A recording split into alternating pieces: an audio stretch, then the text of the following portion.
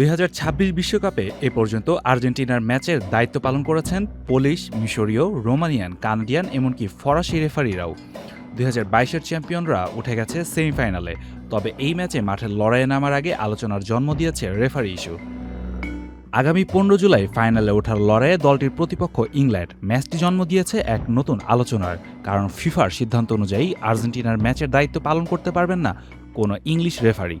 একইভাবে ইংল্যান্ডের ম্যাচে থাকবেন না কোনো আর্জেন্টাইন রেফারি। এর পেছনে রয়েছে এক বিস্তৃত ইতিহাস, যা পরিচিত ফকল্যান্ড যুদ্ধ নামে। Optical brighter, photo catalyst, active granule সমৃদ্ধ বসুন্ধরা পাওয়ার ওয়াশ। ইতিহাস বলে 1982 সালের 2 এপ্রিল দক্ষিণ আটলান্টিক মহাসাগরে যুক্তরাজ্যের নিয়ন্ত্রণে থাকা ফকল্যান্ড দ্বীপপুঞ্জ দখল করে নেয় আর্জেন্টিনা। এর জের ধরে দুই দেশের মধ্যে শুরু হয় রক্তক্ষয়ী ফকল্যান্ড যুদ্ধ। টানা 74 দিন যুদ্ধ চলার পর জুন মাসের 14 তারিখ আর্জেন্টিনার আত্মসমর্পণের মধ্য দিয়ে সংঘাতের অবসান ঘটে।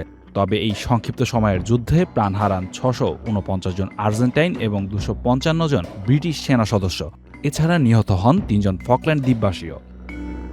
4 দশক পার হয়ে গেলেও সেই ফকল্যান্ড যুদ্ধের ক্ষত এবং রাজনৈতিক টানাপোড়েন এখনও দুদেশের কূটনৈতিক সম্পর্কের ওপর বড় প্রভাব রেখেছে। আর সেই ঐতিহাসিক ও রাজনৈতিক বৈরিতার আজ যাতে ফুটবল মাঠে কোনো বিতর্কের জন্ম দিতে না পারে, সেজন্যই ফিফার এই আগাম সতর্কতা।